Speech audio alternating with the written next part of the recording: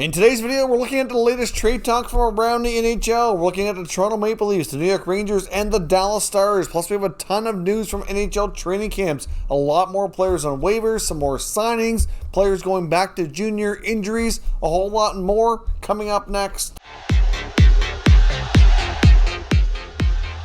Welcome back to another video here at Top Shelf Hockey. As you can see, I'm currently away from my recording studio. I'm down in Halifax, Nova Scotia here just for the day. I'll be back home tomorrow evening, but just a quick trip down to Halifax. Just a little weekend getaway here. So obviously we're recording in a different spot. So hopefully the lighting and the scenery behind me here is okay. Enjoy the view of Halifax while we talk about today's news. First up, we have our first suspension of the preseason. We have a Kings forward Jacob Doerrie has been suspended for 2 games for a situation that happened against the San Jose Sharks. He's been suspended 2 games for interference. Now, of course, he's not going to be playing in the NHL this year, so hard to say exactly when those games get suspended. Actually, I said that was the first suspension of the preseason. I believe that's actually the second. I believe we had one a few days ago, if I remember correctly, but they're all, most of the stuff going on outside of a couple of fines has been junior, younger players that aren't going to be NHL players for the coming year. We also had a waiver claim on all the players that went through yesterday. I mentioned somebody who I thought might be claimed, and it wasn't that player, but it was goalie Johansson of the Avalanche was claimed by the Arizona Coyotes. We had heard rumors and reports that the Coyotes were very interested in adding some more depth to the goaltending position, another option for the NHL, and Johansson's been picked up. Apparently, according to Colorado media, he was quite excited about returning to the Avalanche and hoping to stay for the season, but obviously things didn't work out that way. He appeared in a couple of games last year and certainly did not do well. I believe his goals against average was around like 7 or 7 and change.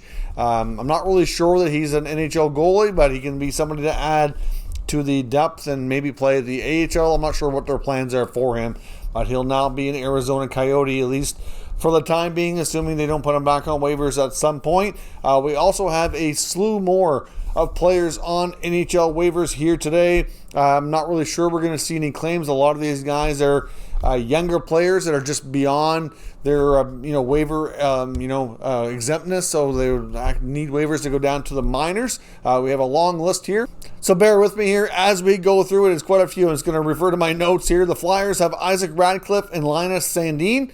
The Dallas Stars have Riley Barber, Jared Rosberg, Tanner Kero, Ben Gleason, Rhett Gardner, and Joseph Ciccone. The Lightning have Maxime Lagacé, Trevor Carrick, Darren Radish, and Daniel Walcott. The Florida Panthers have Connor Bunnaman. The Capitals have Riley Sutter, Michael Vaccini, Hunter Shepard, and Michael Scarbosa. The Sharks have placed CJ Seuss and Andrew Agozzino. The Red Wings have Chase Pearson, and the Rangers have Andy Walensky and Tim Gettinger. So they're all on waivers today. We'll find out at noon Eastern time tomorrow if any of these players get claimed. But like I said, I would suspect the odds of that are probably slim. The waiver wire is going to be extremely busy as NHL teams cut down their rosters and get down to closer to their NHL opening night players that they're expected to have there. So certainly going to expect a lot of waiver activity here over the course of like the next week and a half to 10 days as all of that takes place. So we probably will see some claims. I think you're more likely to get waiver claims closer to the NHL season, because that's when like the last later cuts are going to be players that are more likely to play in the NHL this year versus a lot of these guys. Like I said, they're mostly players that are just beyond their age limit, so they're not really waivers exempt anymore, but they're not really anybody who's really made much of a name for themselves here as of yet. Some updates from training camp on the injury front. The Maple Leafs are, as we know, kind of hard up on defense now, which is really, I think, what prompted the Rasmus Sandin stalemate to come to an end. But we now know the extent of the injuries. Of course, right before he signed, they saw Jordy Ben and Carl Dahlstrom both go down with injuries.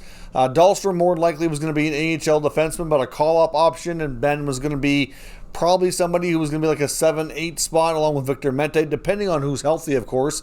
If everybody was healthy, they probably wouldn't be getting much of any NHL playing time. But of course, they're not in that spot right now. So Dahlstrom is going to be out for an extended period of time. His injury is pretty serious. He's going to need surgery, and he's going to be out for at least 6 months. So unfortunately for him, his season's pretty much over before it started. Jamie Benn's injury is going to keep him out of action for approximately 3 weeks. Of course, we already know Timothy Liljegren is going to miss the first 4 to 6 weeks of the NHL season as well. So that's certainly not good news for the Toronto Maple Leafs on the back end. Jake Muzzin was dealing with a back issue. I believe he has started skating, and they are optimistic and hopeful, at least at this point, that he won't have any more flare-ups and should be able to continue on without having further issues. But we'll have to wait and see. That's certainly not a part of the body you want to be messing around with, it's an area that's tough to kind of keep it healed up. So we'll see what happens with Muzzin.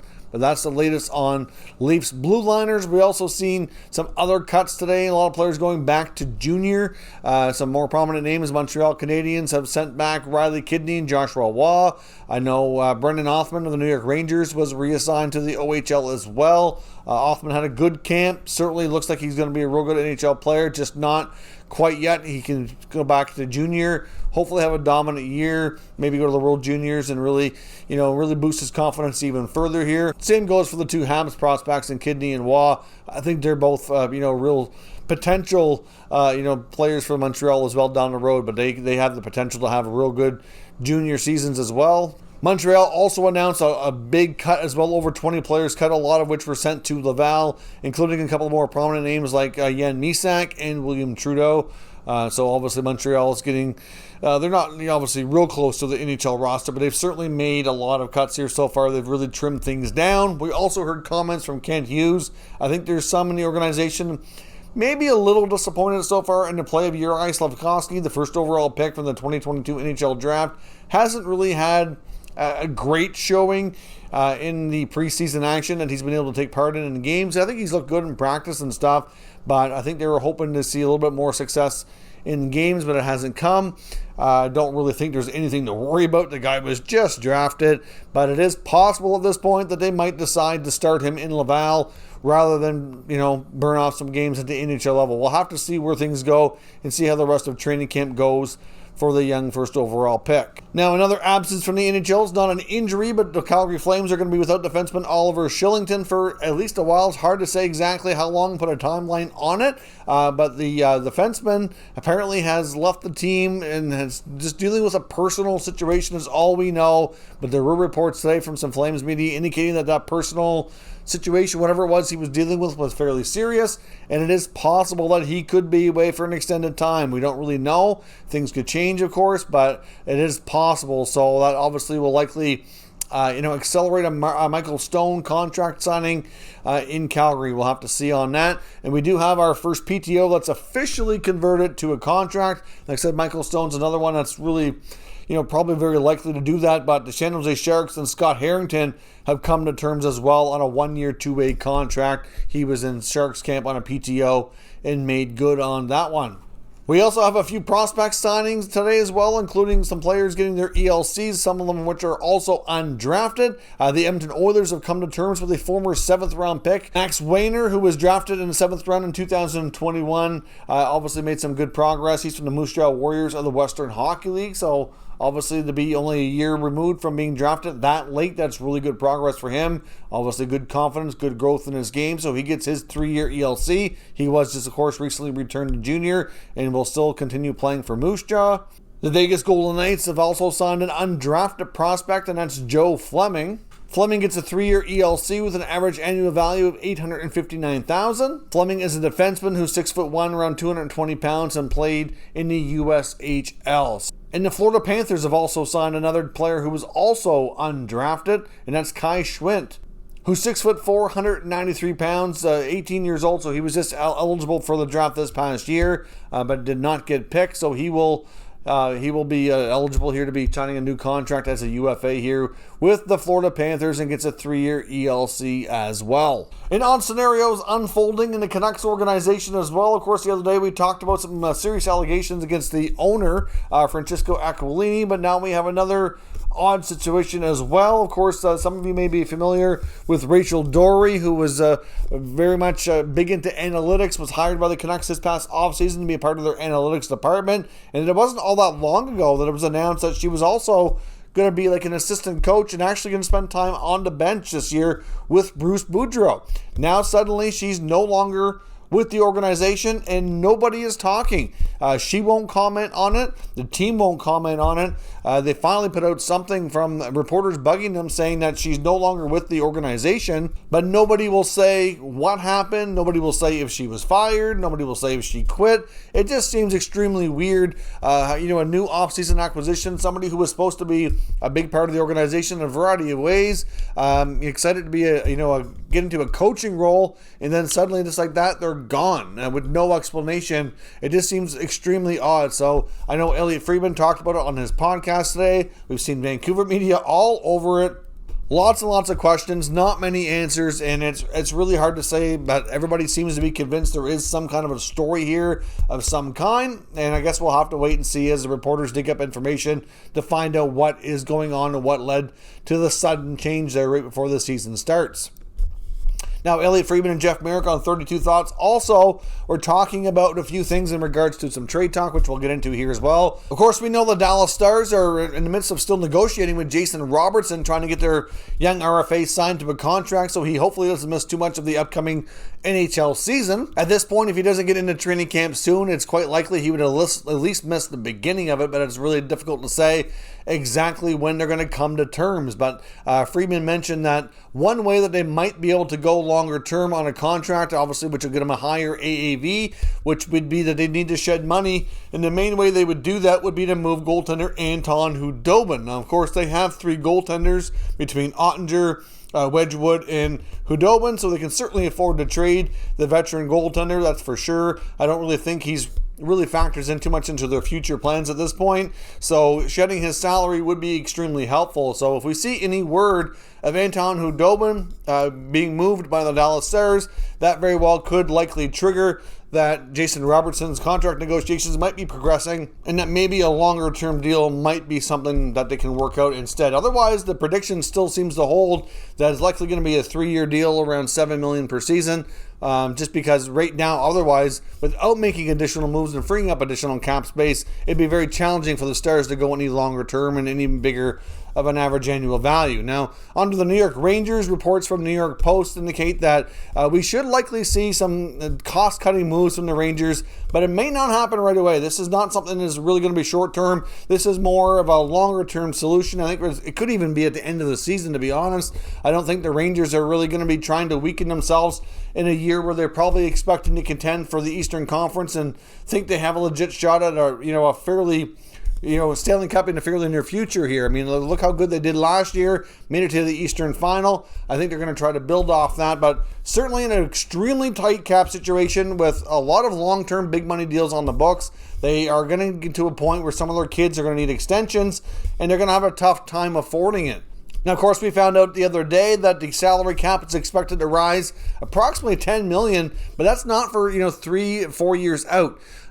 For next year, it's expected to only go up $1 million again. And Alexis Lafreniere and K-Andre Miller both need new contracts, so they very well will end up most likely signing short-term bridge deals that are not going to pay them as much as they could have otherwise, because the Rangers just won't be able to afford much. It's just that simple. But even getting short-term deals with raises will be tricky in any capacity. I know there's, obviously Capo Caco is going to need a new deal in the not-too-distant future too. And there's a lot of talk on who might get moved. I think the kids themselves, like the Hedel, the Lafreniere, the Caco, they're going to be playing a lot to kind of determine maybe possibly even who sticks around and who doesn't. It's just that simple, because moving one of them might be more valuable to them than possibly moving a veteran player, but it just depends on how things go this year. Of course, they have Vitaly Kravtsov, who's expected to get an opportunity to play with Panarin in the top 6. If things work out, obviously, he could be putting up some decent points, and he'll need a contract in a couple of years' time too. So, all in all, they do have a good mix of veteran guys on long-term big money deals, and then they have a lot of these younger players that are soon to be graduating out of their ELCs and just not have much room in order to really, offer them the raises that they're going to need and deserve. So clearly the Rangers do have a bit of a cap crunch here on their hands, which tells me a couple of things. One, I expect them to do everything they can again this year to be like in go for it, win now mode, so they can try to win with this group. And secondly, next offseason, if not sooner, depending on how the year goes, of course, we could see them maybe make some cost-cutting trades. But it's difficult to say exactly who might be on the outs, and I don't think this is anything they're in any hurry to address. It's just something more for way down the road, like I said, likely after the upcoming season. And of course, we want to talk about the Maple Leafs as well. The Leafs, like I said earlier, are down a couple of defensemen. They already have a tight cap situation. The Rasmus Sandin contract put them further over the cap. And as I talked about the other day when the Sandin contract was announced, and I know I had a few people in the comment section because I talked about the fact that the Sandin signing could lead to subsequent other moves, maybe a cost-cutting trade perhaps. I know there was a couple people saying that they absolutely don't have to do that. There's no way he's going to move a player to the minors, and it's not that simple at all. If you really analyze things and do simple math, you will see the Maple Leafs are in a very complex cap situation, and that moving some players around will help, but it won't solve everything completely, because the other thing that they look like they want to do here is they want to sign Zach Aston Reese, but there's just no money to do it. So on top of finding another D, because they now know Dahlstrom's going to be out majority, if not all, the season. Ben's out for 3 weeks to start the year. Liljegren's out for 4 to 6 weeks. Muzzin's got a bad back. This blue line is suddenly bruised and battered, and the season hasn't even started yet. So that's not good news. They probably would like to add some more depth to it. It's just tricky and challenging to do that. So if they want to have any chance of adding a veteran NHL contract, there's just no way they can do that right now on top of the Aston Reese situation. So certainly, like I said before, I think it's quite plausible that we could see a Maple Leaf cost-cutting trade. Now, who that is, it's hard to say exactly. The Leafs were also mentioned briefly by Darren Dreger and the Jacob Chychrun, rumor mill. I don't see that happening. They'd have to get Arizona to take on a lot of money, and I'm not sure that Arizona will be willing to take some. But at the same time, I'm not really sure that that's really in the works. I don't think that's where they're going at all. It'd have to be a much more, veteran, friendly, team friendly, affordable contract. Not that his contract's bad, but I'm thinking more like, that $1 to $2 million range at most, right? So hard to say. But the Leafs are having their fair bit of injury issues. On top of those defensemen injured, they got Tavares that are going to be hurt to start the season now. They've got, Engvall's battling back from injury. There's talk of Sheldon Keefe saying at practice that they might consider using Mitch Marner on the blue line, and notice that seems to be getting a lot of attention. A lot's way overblown, in my opinion. Mitch Marner will not be playing defense with any kind of regularity. They're not trying to create a new age defenseman or anything like that. In my opinion, they might be mimicking a little bit some of the things like you used to see, like the Detroit Red Wings do. We've seen Sergei Fedorov back kind of do that, have more of a 5-man unit or maybe a 4-forward unit in certain situations. I know a lot of teams play 4 forwards on the power play, but they don't always do it 5-on-5. But in certain parts of the game, when you need a goal, badly or something like that, why not throw Marner on the back end? He could play that role, for a shift here and a shift there, but it's not really like he's going to be converting. I think the attention that has gotten is way too much, and I don't think that'll influence any trades. Because you take Marner out of that top 6, you start playing him on defense, then your top 6 is weakened. Doesn't make sense to me. So I don't think we're going to see Marner playing defense with any kind of regularity. I think that's just for pretty unique game situations once in a while, which is really not that uncommon. It just doesn't really get talked about a whole lot. So anyway, that is your news in your rumors today, live from Halifax, Nova Scotia. I hope you enjoyed the video. Make sure you let me know down in the comments your thoughts on all of today's news and rumors. I'll be back to my normal recording studio sometime with a video tomorrow. Thank you very much for watching, and I hope you catch you next time.